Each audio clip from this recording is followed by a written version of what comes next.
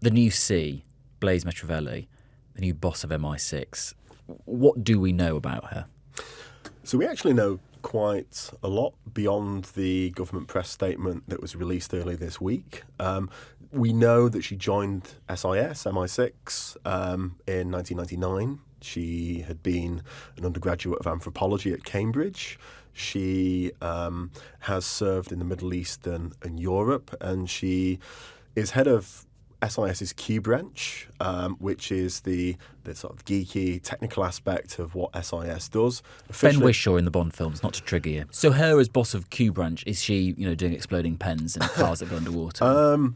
So there is an aspect of what Bond picks up on. So the Q branch, for listeners, there'll be exploding sandwiches, phone boxes that go bang, cars with machine guns in, and that's great in the Bond universe. There's an element of borrowing from a wartime Second World War history of an organisation called SOE, the Special Operations Executive, where they are experimenting in weird and wonderful stuff. And sorry if anyone listening is grossed out by this, but they do use stuff like carcasses of dead rats and hollow them out and put plastic explosive in them and use them as exploding devices and that kind of stuff. That's not what modern day Key Branch is getting up to. So Key Branch, or SIS's Directorate of Technology and Innovation, to kind of be the boring pedant about this, is engaged more to do with supporting what SIS does on a day-to-day basis, which is the recruitment of foreign nationals to spy for the UK government, particularly around communications. So how do you message with an agent in a foreign country without risking their life? And isn't Blaise Metreweli on the record somewhere saying she's a fan of brooches, but people always assume there's a camera in them or something like that? Yeah, I mean, she was, again, remarkably candid in a 2022 piece in the FT. She describes herself as a geek. And yeah, there is suspicion about some of the brooches that she apparently wears, where people think, wow, there's a listening device in there. And she talks about paranoia about that. What is the blend of skills that she brings to the job? When you're looking for a really good intelligence officer, you're looking for someone who is an extrovert, someone who can hold a chat, someone who can engage with other individuals, someone who's interesting, someone who can become involved in speaking to different groups of people. So I think that again, is another strength that stands out throughout her career.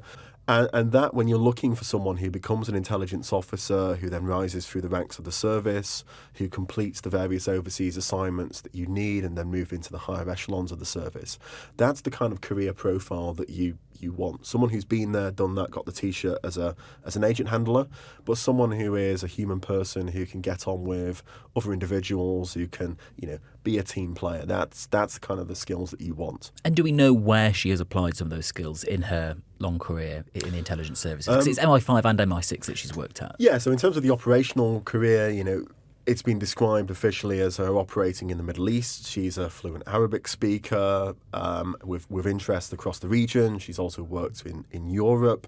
To be clear, the service, there are former heads of the service who talk about their previous careers, and you can identify potentially where they may have served through officially published information. Given the sensitivities of what an SIS officer is engaged in, the recruitment of a foreign national, we don't specifically know where she has served overseas to protect the identities of some of the agents that she talks about. She talks about the experience of being an intelligence officer and running an agent overseas and meeting an agent, and to protect their identities long term. We don't specifically know where she's served, but we do know that she has broader experience of the UKIC, the UK intelligence community. So she has worked with SIS's sister service, the security service, or MI5. And again, this is one of, when you were asking before about the key skills, one of the key skills of a chief of SIS is to, yes, represent their service, but also work in a collegiate manner with other aspects of the UK intelligence community. And it's that kind of skill, again, that made her, yes, the internal candidate for the job, but someone who, yes, is internal but has broader experience and able to work across government. Do we know how that might be different for a woman? A lot is made of her being the first female C, and it's not been always the case that officers within the intelligence services have been women. Would she bring something different? Is the job slightly different if you are a woman? Well, going back to just to unpack some of the context, because it's important here. Let's be clear: women have always formed a key part of the UK intelligence community. However, their roles have often been marginalised when it comes to the types of jobs that they often went into. So, for much of the history of SIS, women have performed vital backroom roles. They've supported frontline activity. They've often been posted overseas as secretaries and sometimes been involved in frontline activity. A rare group of women, and Daphne Park, Baroness Park stands out for this, became intelligence officers and leading figures within the service. But there were a whole range of issues regarding sort of a marriage bar on women progressing in the service, general issues that affect women, not just in SIS, but in the workplace generally, kind of halted career pathways. Looking at sort of Blaise's career, she joins the service at a time when things are not as modern as they are now, but back in the 90s, you're starting to see the service, it becomes avowed in 1992, it becomes much more open about what it does. I think as a female intelligence officer, yes, there are in the 1990s still some of the legacy from what's happened before, about attitudes towards women. There is, women still in the 1990s are a rare breed when it comes to intelligence officers, the IO type role. So there is a legacy of that. However, I'd say that, look, the modern day SIS has started to change significantly. We are starting to see this embracing really of a need for a range of talents, particularly, and this relates back to EDI type initiatives. So there is a growing representation of women, not just within the service, but also within the intelligence officer branches of the service that get you into the highest echelons of the service later on.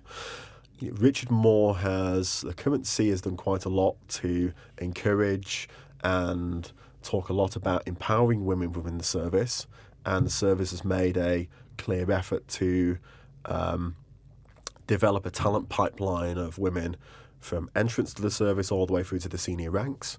But I think in terms of that PR side of things, we are going to see a different type of chief.